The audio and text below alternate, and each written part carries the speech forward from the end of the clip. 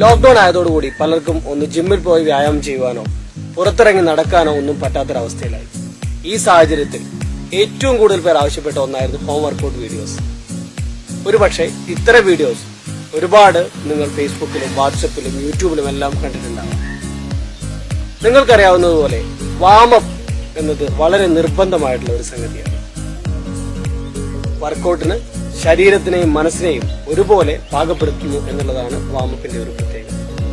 ഇത്തരത്തിലുള്ള ഒരു warm up programme അവതരിപ്പിക്കുകയാണ് ഞാനും എന്റെ കുടുംബം. So please watch the video. Thank you.